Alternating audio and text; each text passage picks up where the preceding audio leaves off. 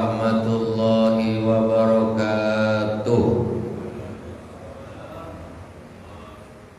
Nampak belum sarapan? Assalamualaikum warahmatullahi wabarakatuh.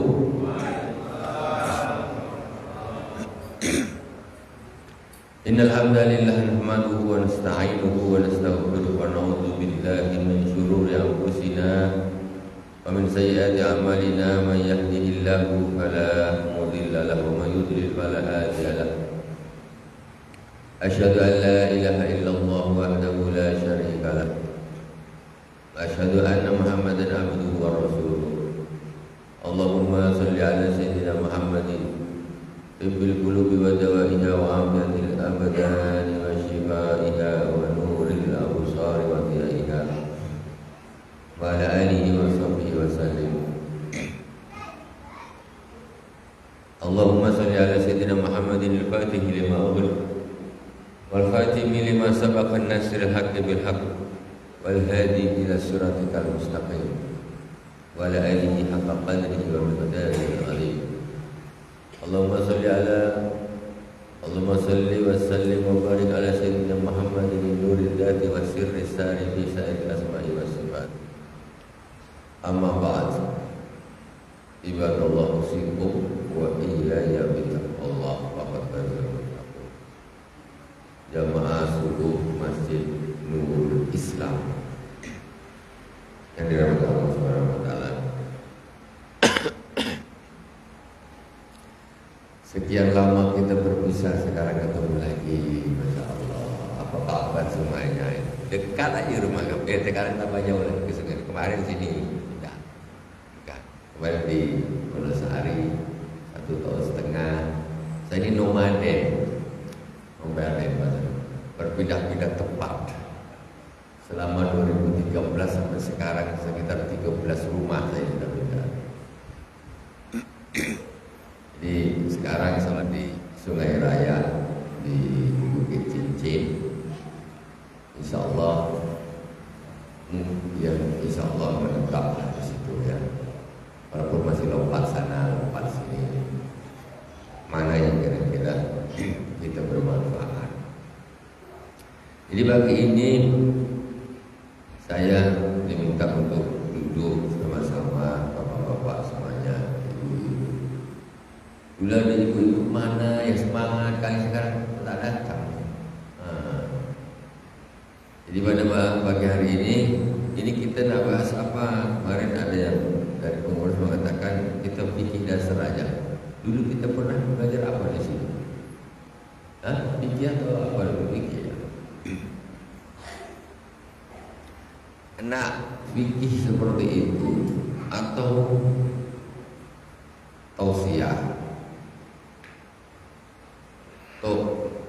Nak tausiah ke nak kena ceramah ke nak kena hajar, mana dua-duanya tak enak ni. Nak kena hajar tak enak, nak kena ceramah pun tak enak juga. Saya terserah saja, cuma saya di sini bawa kitab. Apakah dulu kitab ini yang saya buka? Tapi dulu kayaknya Prima, kita dulu di sini apa? Kita apa mah? Safina ya? Memang belum ada. Oh, berarti waktu abad-abad pertama lah ya di sini saya. Orang lama juga banyak di sini. Jadi ini saya bawa, ini namanya kitab kuning. Ditengok warna kuning. Inilah kenapa disebut dengan nama kitab kuning. Karena asalnya kitab ini ditulis pakai kertas kuning. Ini kitab itu menunjukkan kitab zaman dulu. Orang-orang dulu kertasnya itu tak putih macam sekarang. Dia pakai tinta, pakai tulis. Kertasnya warna kuning dulu. Akhirnya kitab-kitab klasik itu disebut lebih familiar disebut dengan kitab kuning. Hasilnya sampai sekarang kitab seperti ini yang dicetak pakai kertas putih sudah ada, tapi namanya tetap kitab kuning. Maksudnya apa kitab kuning itu? Kitab ulama-ulama terdahulu. Itu nama kitab kuning. Kitab ulama-ulama sekarang kontemporer walaupun ditulis di kertas kuning namanya bukan kitab kuning. Jadi nama kitab kuning ini adalah nama kitab-kitab ulama-ulama terdahulu, ya, ulama-ulama terdahulu. Jadi jangan salah paham. Banyak orang yang nggak paham ketika kita ngaji kitab kuning, kenapa kita tak kembali kepada Al-Quran dan hadis, kembali ke kitab. Padahal ini semuanya hasilnya dari Al-Quran dan hadis, kesimpulan dari ayat tentang sholat, kesimpulan dari ayat-ayat tentang wudu, kesimpulan dari ayat-ayat tentang zakat, kesimpulan dari ayat-ayat tentang haji. Hasilnya dari tafsirnya demikian, kesimpulan dari hadis-hadis juga, ketemunya rukun wudu ada 6. Ini kesimpulannya ditulis di sini. Pertama niat, kedua membasuh muka, ketiga tangan, keempat kepala, kelima membasuh kaki, keenam tartib. Itu kitab kuning. Ini kitab ini. Fikih.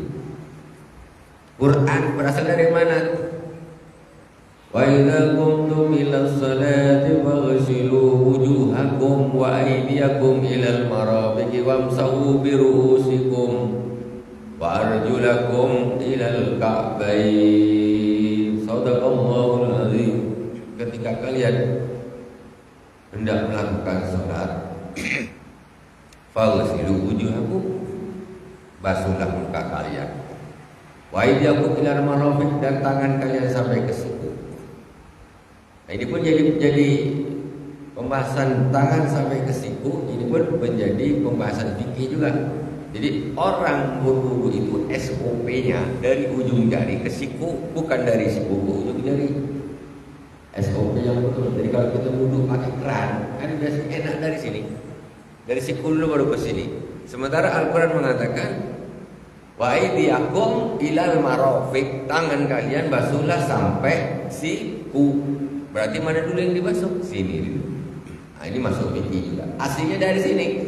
Akhirnya ketemu di kitab kuning, dibahas di kitab kuning bahwa cara membasuh tangan yang benar yaitu min atrafil asabi, dari ujungnya dari jari sampai ke mirfaq, sampai ke siku. Itu artinya jadinya kitab kuning. Berarti kitab kuning berasal dari mana? Dari Al-Quran. Kesimpulan hukum dari Al-Quran dan hadis. Kemudian wamsahu bi ru'usikum, usaplah kepala kalian, menjadi rukun wudu juga. Wa arjulakum ilal ka'bain, dan basuhlah kaki kalian sampai mata kaki. Di Al-Quran juga disebutkan muka, tangan, kepala, kaki. Kumur-kumur tak ada, hidung tak ada, mau cuci tangan, dua tangan tadi pertama tak ada, telinga pun tak ada. Oh, itu berarti selain yang disebutkan Al-Quran, ijtihad para ulama dituliskan di sini, itu namanya hukumnya sunnah. Jadi ulama itu menyimpulkan dari ayat Al-Quran. Ketemunya kumur-kumur di mana? Di hadis-hadis Rasulullah SAW. Hadisnya diambil, Qurannya diambil. Oh, yang di Quran ini namanya fardu, jadi rukun. Kok 6? Itu padahal 4. Nah, diambil dari innamal a'malu binniyat, hadis Rasulullah. Setiap amal itu tergantung nih niatnya. Makanya biar beda antara wudu dengan cuci muka, maka harus diniatkan. Bangun tidur cuci muka aja, cuci muka, cuci tangan, di kepala, kaki dicuci, sampai ke masjid, Allahu Akbar. Kamu belum wudu walaupun kamu basah, tapi karena tadi niatnya cuma cuci muka sama cuci tangan. Makanya niat di wudunya wajib, menjadi rukun yang pertama. Kemudian tertib, urutannya tidak berubah seperti urutan di Al-Quran. Wamsahu waghsilu aydiyakum wa waghsilu wujuhakum, muka dulu, wa aydiyakum ilal marafiq, tangan, wamsahu bi ru'usikum, kepala, wa arjulakum ilal ka'bayn. kaki nggak boleh dibalik karena Rasulullah kalau wudhu mesti begitu. Dibalik jadi tidak sah. Kita yang enak sekarang tanya jawab aja lah, ya. Sekupnya apa? Kita tanya jawab. Jadi lebih enak biar tak ngantuk. Kalau aku ceramah aja nanti ngantuk. Kalau tak ada yang tanya, ya sudah, assalamualaikum lah. Senang hati saya kan. Apa lagi?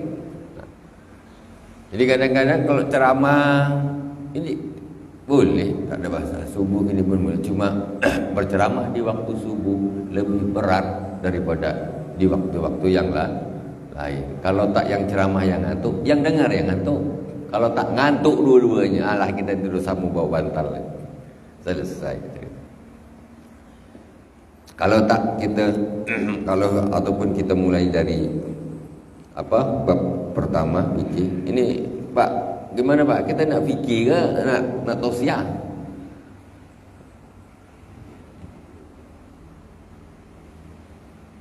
Hah? Gimana? Hah? Fikih. Tapi nanti biasa ngajinya los. Yang nak tanya-tanya. Jangan. Kadang ada orang model orang ini dia nak tanya, nanti aja. Tapi jadi dia ketika saya menerangkan ini tak ada yang dia faham, tak ada yang direkam karena dia masih menahan menghafalkan ini aku nak tanya nanti, ini aku nak tanya ini. Kalau bahasa timbul pertanyaan tanyakan langsung. Nanti kalau ditahan-tahan, dia akhirnya terpikirkan apa yang supaya tak lupa, akhirnya konsentrasinya ke pertanyaannya, tidak konsentrasi kepada keterangan. Oke. Kalau gitu begini berarti biasanya selesai jam berapa nih, Bang? Biasanya tank sarapan jam berapa? Setengah. Sebentar lagi, alhamdulillah. Bentar lagi. Tak apa. Jadi bapak-bapak, ibu-ibu, kita duduk di sini haji fikih nih. Kita duduk di sini bukan hanya mencari sekedar maklumat zahir. Maklumat zahir ini maksudnya ya, yang kita hafalkan, yang kita dengar, kita rekam, kita bawa balik, kita jadi paham. Itu namanya maklumat zahir. Tapi sebetulnya ada hal-hal yang sifatnya ruh, batin, hati, itu juga kita dapatkan. Kita kumpul begini bersama, itu kita dapatkan juga. Jadi seperti para sahabat ketika berkumpul dengan Rasulullah, itu bukan hanya dapat transfer secara maklumat zahir saja, tetapi yang batin, yang sifatnya ruh itu juga ada dan terjadi. Tak apa, kita ini untuk pembukaan saja. Nanti ke depan mau pakai model ngikut kitab begini. Satu lagi pertanyaan biar enak aja. Mau ngikut bab-bab kitab ini diurut satu persatu terus, satu perkata sampai habis, atau langsung kita sudah pertanyaan saja. Sekarang bab taharah atau bab puasa atau bab haji atau bab nikah umpamanya. Atau ada pertanyaan bebas saja. Mungkin hari ini setelah saya buka ini, kita buka pertanyaan bebas saja ya. Tanya yang pokoknya yang terlintas di hati. Selagi saya bisa menjawab, saya akan jawab. Kalau saya tidak bisa pun, saya tetap bisa menjawab. Gitu. Kalau memang satu soal itu bisa saya jawab, saya jawab. Tapi kalau ada soal yang saya tidak bisa menjawab, saya pun tetap bisa menjawab. Gimana jawabnya? Saya tak tahu. Kan? Saya jawab juga kan? Jadi kata Imam Malik, termasuk fikihnya seseorang, maksud alimnya seseorang, kepintaran seseorang itu, yaitu ketika dia ditanya dan dia tidak tahu, dia menjawab la adri, aku tidak tahu. Karena jarang banyak orang yang tidak bisa mengatakan aku tidak tahu. Banyak, ya, banyak orang yang tidak bisa mengatakan aku tidak tahu ketika ditanya. Jadi terus terang sajalah, kalau memang tak tahu bilang saja aku tak tahu. Dipaksakan jawab bahaya, jadi penyakit. Pertama sekali kita baca Fatihah kepada baginda Rasulullah sallallahu alaihi wasallam, kepada para sahabat, kepada para anbiya, para sahabat, tabi'in, tabi'in, kepada para auliya was syahada was salihin, wal masyayikh wal masyayikhina fid din, khususan Abu Sayyid Muhammad bin Alwi Al-Malik Al-Asani wa Abu Sayyid Ahmad bin Sayyid Muhammad bin Alwi Al-Malik Al-Asani, khususan ila al-Imam Al-Alamah Ahmad bin Husain As-Sahir bi Abi Suja' rahimahumullah wa nafa'anallahu bi ulumihim wa bi ulumihim wa amadnallahu bi madadihim wa fadalana min barakatihim wa anwarihim wa ulumihim fid dini wad dunya wal akhirati bi sirril Fatihah. A'udzu billahi minasy syaithanir rajim. Bismillahirrahmanirrahim. Alhamdulillahi rabbil alamin. Ar-Rahmanir-Rahim, Maliki yaumiddin. Iyyaka na'budu wa iyyaka nasta'in. Ihdinas siratal mustaqim. Siratal ladzina an'amta 'alaihim ghairil maghdubi 'alaihim waladdallin. Amin. Kita yang kita baca kitab Syarah Fathul Qarib. Ini tentang fikih mazhab Imam Asy-Syafi'i rahimahullah ta'ala. Sebetulnya orang berfikih itu bebas. Nah, mazhab apa terserah. Yang penting ada gurunya. Mau mazhab Hanafi boleh. Yang penting ada gurunya, ada yang ngajarkan. Dan mazhab Maliki boleh. Yang penting ada gurunya, ada yang mengajarkan. Nak mazhab Syafi'i juga boleh, mazhab Hambali juga boleh. Yang penting ada yang mengajarkan, punya guru. Cuma di Indonesia ini kebanyakan Syafi'i, karena dulu Islam masuknya yang bawa itu adalah ulama-ulama banyak dari Yaman, Hadramaut, Yaman, dan mereka sampai hari ini mazhabnya Syafi'i. Kalau dulu yang bawa Islam ke Indonesia ulama-ulama dari Maroko sana, Maghrib, Tunisia, Aljazair, masuk ke Indonesia, mungkin kita bermadzhab Al-Maliki. Nah, semuanya itu boleh digunakan. Perbedaan pendapat kalau urusan cabang itu sah-sah saja. Kalau kita nak belajar fikih Maliki, boleh, tak ada masalah. Nak belajar fikih Syafi'i pun boleh. Ya, alhamdulillah Allah Subhanahu wa taala pun memberikan saya guru, dan saya juga sempat belajar juga tentang fikih Al-Maliki. Guru fikih Syafi'i juga ada, alhamdulillah. Tapi di sini kita yang kita bahas di sini, yang kita kaji di sini adalah fikih Asy-Syafi'i. Amadan Allah bi madadi wa fadha alaina min barakati wa anwari wa ulumi fid din wa dunya wal akhirati bi sirril Fatihah. A'udzu billahi minasy syaithanir rajim. Bismillahirrahmanirrahim. Alhamdulillahi rabbil alamin. Ar-Rahmanir Rahim. Maliki yaumiddin. Iyyaka na'budu wa iyyaka nasta'in. Ihdinas siratal mustaqim. Siratal ladzina an'amta 'alaihim ghairil maghdubi 'alaihim waladdallin. Amin.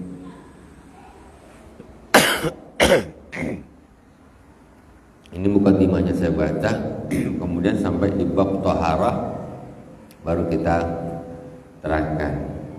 Pokoknya kita mulai dulu hari ini, dan nanti siapa aja yang ada pertanyaan dari apa saja, bab apa saja silakan. Untuk kita memulai, ya, untuk kita memulai biar hidup, majlis kita ini biar hidup, biar tak ngantuk. Bismillahirrahmanirrahim. Qala al-musannif rahimahullah ta'ala wa nafa'anallahu bihi wa bi ulumihi fid dharain amin. Tulisannya kecil-kecil, kalau tak pakai teropong tak nampak. Apa tak? Aduh. Bismillahirrahmanirrahim. Alhamdulillahirabbil alamin wa sallallahu ala sayyidina Muhammadin an-nabi wa alihi at-tahirin wa sahabati ajmain. Qala al-qadi Abu Suja Ahmad bin Husain Ibnu Ahmad al-Asbahani radhiyallahu taala anhu sa'alani badul asdiqai hafizahumullahu taala ana amala mukhtasaran bil fiqhi ala madhhab al-imam Asy-Syafi'i rahimahullahu taala alaihi wa ridwanuhu bi ghayatil ikhtisar wa nihayatil ijaz yukribu 'ala al-muta'allim darsahu wa yusahhilu 'ala al-mubtadi hifdhuhu wa yashhulu 'ala al-mubtadi hifdhuhu wa an ukthira fihi min at-taqassumat wa asril hisal fa ajabtuhu ila dhalika taliban li thawabi raghiban ila Allah subhanahu wa ta'ala bi taufiqil shawabi innahu ala ma yasha'u qadir wa bi ibadihi latifun khabir. Ini kitab klasik. Ini bahasa Arab namanya kitab gundul ini. Nah, ini namanya kitab gundul. Kenapa? Harakatnya tak ada. Dan berbahasa Arab. Harakat tak ada, makna dia pun tak ada. Macam mana nak baca macam ini? Belajar jadi bisa. Kalau tak belajar tak bisa lah. Harus belajar. Jadi anak-anak kita sebetulnya perlu belajar seperti ini, bisa membaca seperti ini. Karena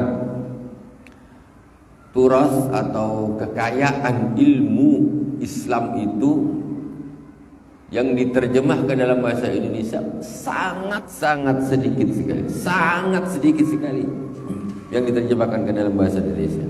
Sekarang contoh, ada kitab fikih Syafi'i, kitab Majmu' Syarahnya Muhadzab Imam An-Nawawi, tebalnya segini. Kitabnya segini tebalnya, berpuluh mujalan, berpuluh jilid. Siapa nak terjemah? Fathul Bari Irsadus Syari Syarahnya Imam Bukhari segini tebalnya. Siapa nak terjemah? Tafsir Al-Munir segini tebalnya. Siapa nak terjemah? Tafsir At-Tabari siapa nak terjemah? Segitu banyak. Kalaupun ada, itu nanti pun orang akan mendapatkannya juga susah. Di mana nak beli, duitnya berapa? Itu baru beberapa kitab yang sangat-sangat penting. Sementara kalau kita tengok, Masya Allah, kitab sejarah banyak, hadis banyak. Pokoknya yang diterjemahkan ke Indonesia itu sangat sedikit sekali. Mungkin enggak sampai 5%. Enggak sampai 5%. Jadi yang 95% itu masih bertuliskan seperti ini. Bertuliskan Arab, tidak berharakat, tidak ada artinya sama sekali. Jadi kalau kita tak belajar, maka ilmu kita yang repot hanya sebatas terjemahan-terjemahan yang ada di Google atau di buku-buku serbaran itu. Ada masalah apa, ketik Google.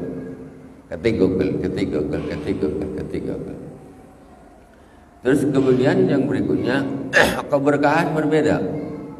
Ketika kita belajar, kita membaca kitab yang memang asli daripada pengarangnya, orang yang soleh, wali daripada walinya Allah Subhanahu wa taala, kita baca langsung, ini ada keberkahan yang berbeda. Maksudnya apa beda? Bedalah. Sekarang contoh Al-Qur'an, berkahnya luar biasa. Kenapa? Firman Allah.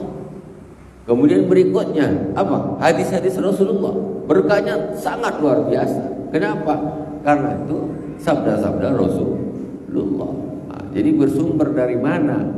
Maka ketika ada satu kitab yang ngarang orang yang soleh, yang ngarang waliullah, tentu itu ada keberkahan tersendiri. Waktu habis, sama sedikit kita mulai. Kitab Ahkamut Thaharah, kitab membahas tentang bersuci. Al-miyahul lati yajuzu at-tadhiru biha sab'u miyahin. Air yang boleh digunakan untuk bersuci ada 7 air. Pertama, ma'us sama air langit. Apa air langit? Hujan. Hujan itu air hujan boleh kita untuk mandi, boleh kita untuk wudu, untuk bersuci boleh. Wa ma'ul bahri air laut. Air laut boleh. Orang mandi wajib air laut boleh. Bukan tak boleh. Yang rumahnya pinggir laut ya. Boleh. Wudu di air laut boleh. Mandi besar air laut boleh. Cuci baju pun boleh. Macam mana cuci baju dekat air laut? Boleh, itu hukumnya suci. Jadi ada seorang nelayan dekat daerah kepulauan kita ni lah, pas saya ngisi di Radio Azam, teleponnya dia tanya, saya ni Ustaz, setiap ke laut saya mesti bawa air biasa untuk berwudu katanya. Jadi maksudnya kok rasanya kok ribet gitu.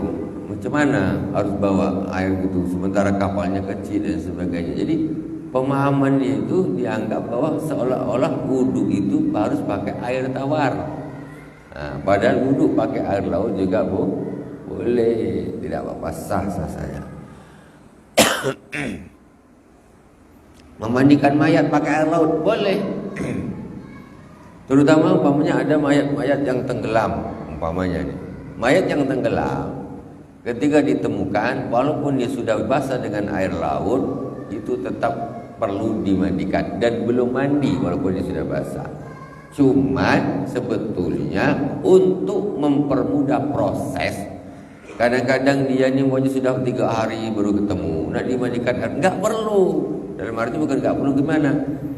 Ketika ketemu itu, kemudian diniatkan memandikan aja. Dicelupkan lagi ke airnya, diniatkan memandikan mayat.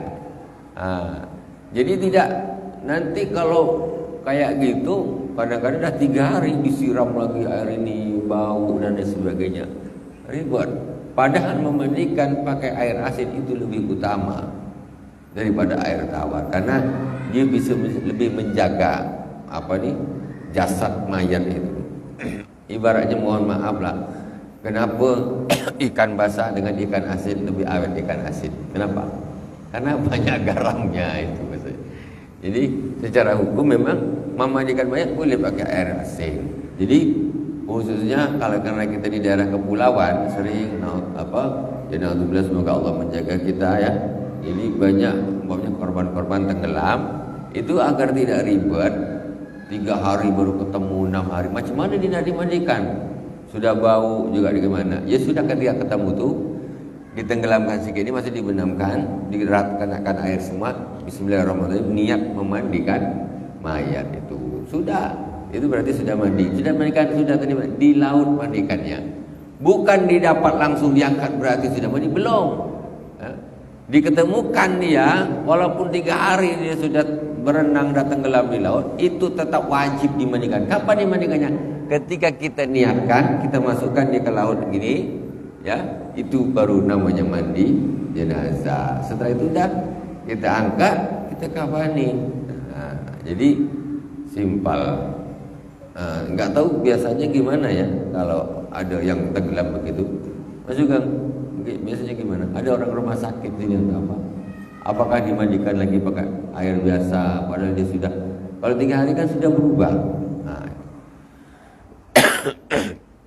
Apalagi lebih sampai 6 hari, kita disiram tuh salah-salah melupas jadi.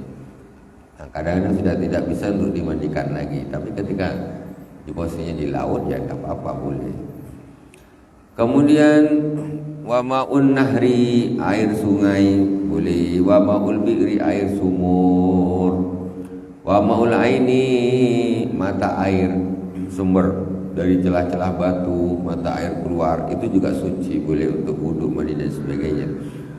Kemudian wa ma'ul thalji, air salju. Pokoknya di Karimun turun salju, itu boleh tuh untuk mandi, untuk wudu, ya, pakai salju. Macam di Turki ada salju, mandi berguling-guling dengan salju itu, berguling-guling. Nak wudu pakai air es, pakai saljunya boleh, sah. Kemudian wa ma'ul barad, yaitu air embun. Air embun itu suci, kalau dikumpul banyak, maka dia boleh digunakan untuk berwudu. Sumal mi'u ala arba'ati aqsamin, kemudian itu air dibagi lagi menjadi 4 bagian tentang kondisi air, ya, kondisi dia suci mensucikan, suci tidak mensucikan, mustakmal. Insyaallah untuk ini kita lanjutkan di pertemuan yang akan datang. Yang penting kita sudah memulai. Yang mau bertanya silakan kalau ada pertanyaan. Ya. Waalaikumsalam warahmatullahi wabarakatuh.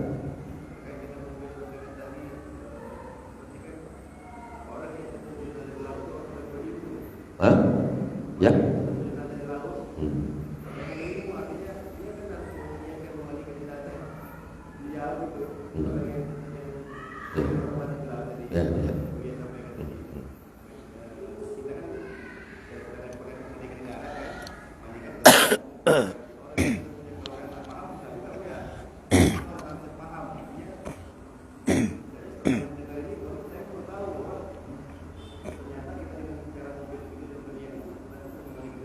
Ya.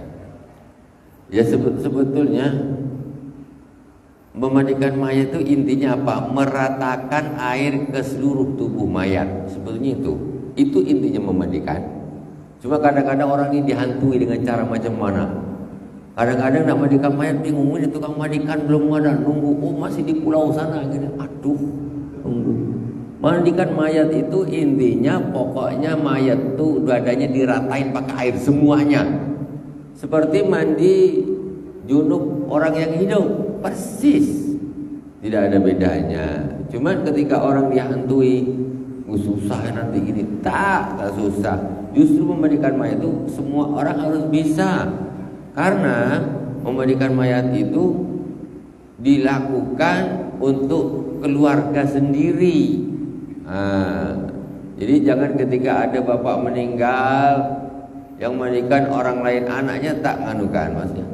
Mandikan seorang istri atau ibu-ibu yang mandikannya suaminya atau anaknya, itu bukan justru nyuruh orang lain melihat aurat, ya, keluarganya, jangan sampai gitu. Jadi intinya gampang. Cuman bedanya yang perlu diperhatikan sebetulnya ya masalah daun bidaranya, kapur baru itu sunnah, ya kan, sunnah. Tapi inti daripada memandikan mayat itu pokoknya mayat itu dibasahin semua pakai air bismillah, selesai sudah.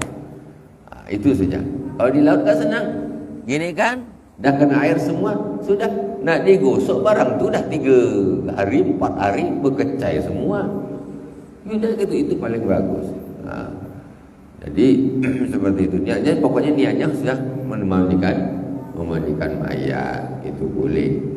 Dan yang cuma untuk yang mayat biasa ini bedanya cuma perut ini dibersihkan dulu, ya, diurut dulu kotoran biar di dalam dikeluar, sehingga ketika kita selesai mandikan dia tak keluar. Itu saja yang perlu diperhatikan. Itu saja bedanya dengan orang yang hidup. Kalau orang yang hidup kan tak ada dikeluarkan dari dalam nita. Kalau tak kebelet dia tak dikeluarkan. Kalau mayat dia tak bisa sudah lost, dibersihkan, keluar, dicebokin, bersih, baru dimandiin. Itu saja. Diwudukan dulu, itu sunnah. Saya berbicara masalah yang fardunya saja, biar orang ini tak menganggap memandikan mayat itu susah sangat. Tak susah, sah-sah saja. Yang penting airnya tuh rata. Wallahu a'lam. Udah gitu aja. Ada lagi tuh Bapak yang tanya, kalau tak kita sarapan. Pak Heru sarapan kita? Kita nampak ada lapar ya nih. Aduh, ya udahlah gitu ya. Tak apa menurut kita bukaan dulu. Nanti kita lanjut lagi soal di pertemuan yang akan datang. Subhanakallahumma wa bihamdik, asyhadu an la ilaha illa anta, astaghfiruka wa atubu ilaik. Wa sallallahu ala sayyidina Muhammadin wa ala alihi wa sahbihi wa baraka wa sallam. Walhamdulillahirabbil alamin. Wassalamualaikum warahmatullahi wabarakatuh.